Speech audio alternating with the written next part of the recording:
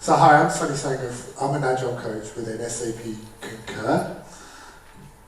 And what I'm going to talk to you about over the next 10 minutes is an actual Scrum Master coaching framework that we've developed in SAP.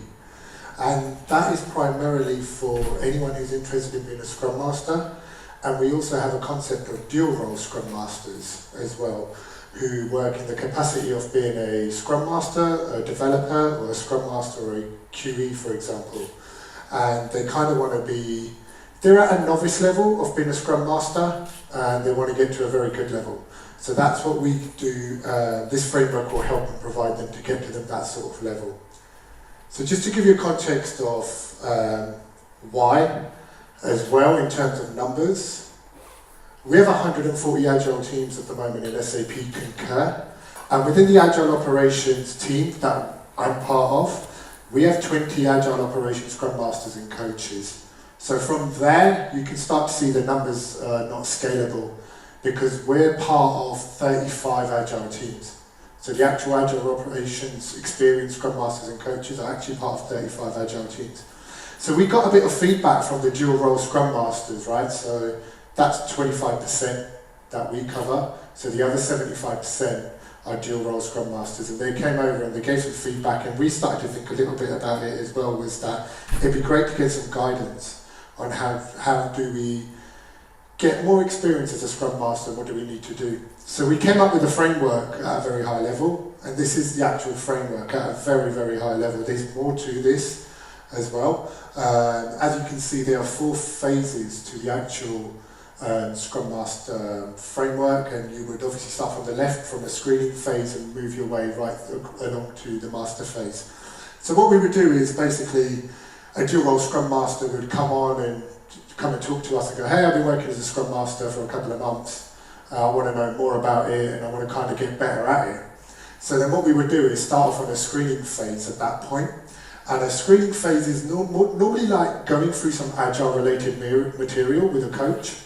And then what we do there is basically take them through, we'll give them the Scrum Guide, for example, we'll give them the Agile glossary internally that we've built in SAP Concur. We'll also give them some videos to watch as well around the artifacts and the actual Scrum events themselves.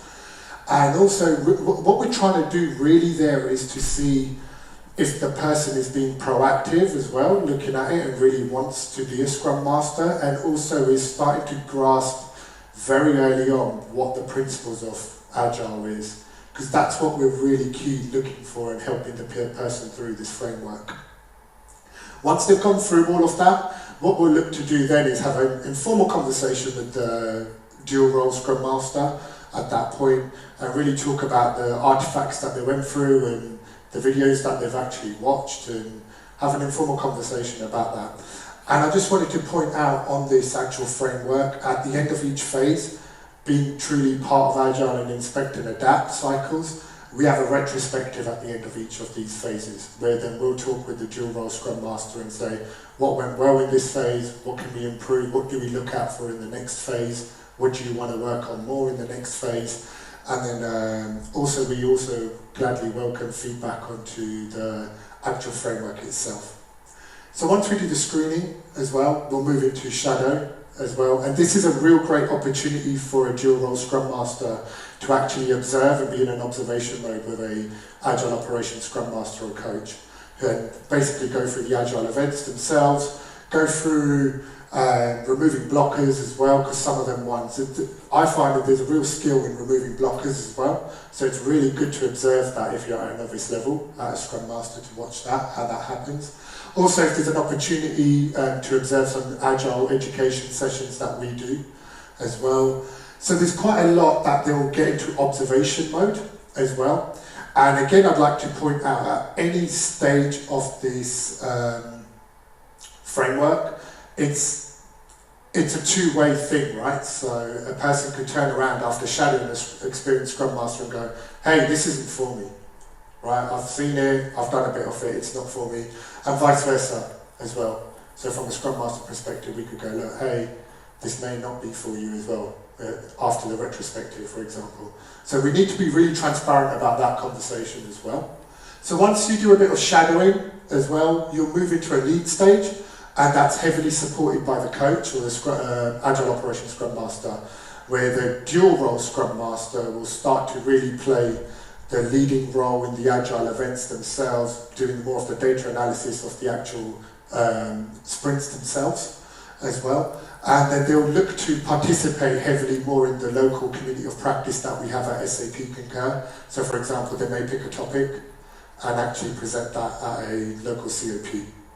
So really looking to take the lead there. And also what we help there and really look out for is a servant leadership style there as well. Because at that point, that should start to really full come as well. What we don't want is people telling the team what to do. Really want the team there, to really want those Scrum Masters to really grasp the principles and help with the self-organisation there. And also at the point of lead stage, then we would be really looking at like advising them to do the Scrum Master certification as well.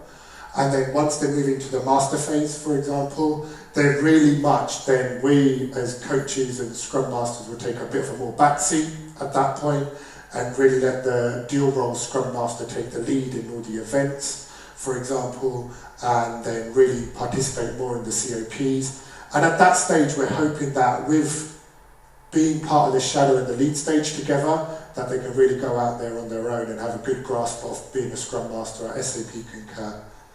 And that was it really. Just want to take you really high level through what kind of the framework looks like. I think we've got a couple of minutes if anyone had any questions. No? Cool. Brilliant. All right. Thank you. Oh, sure.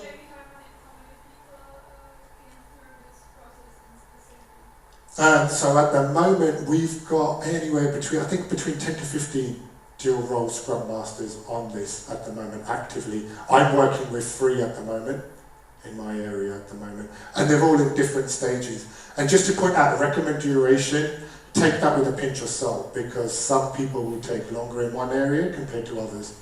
That's just a very high level recommended duration there. Any other questions? How many developers are usually in the team? How big team is? So the teams will vary between the typical normal size of 3 to 9. So we have some agile teams that have 2 developers and a product owner and a Scrum Master. So for example, up to 4 there and goes right up to about 9. Some do go up to 10, but that's when we start having conversations to break teams down. And after that, the Scrum Master or the transport delivery team member has a shared role as a delivery team member and Scrum Master? Yes. Yeah, and one of the key things, and that's a whole different topic, is the heavy coaching that I do personally, especially in the lead stage, is how do you wear both of those hats, right? Because you will be changing those hats. I think I once counted that someone changed the hat 15 times in a refinement session, right? So that's quite the heavy coaching there in terms of how do you manage that. What? How often does it happen that you say, sorry, it's not your career, you have to give that idea? How often does it happen? That's happened with once with me, where we spoke with somebody within the team themselves and they felt it wasn't for them. So it's happened once. Percentage, I don't know. It's often or not often? not often. No, yeah, it's very small percentage at the moment. Yeah. No worries. Okay, cool. Thank you. With that, thank you so much. Thank you.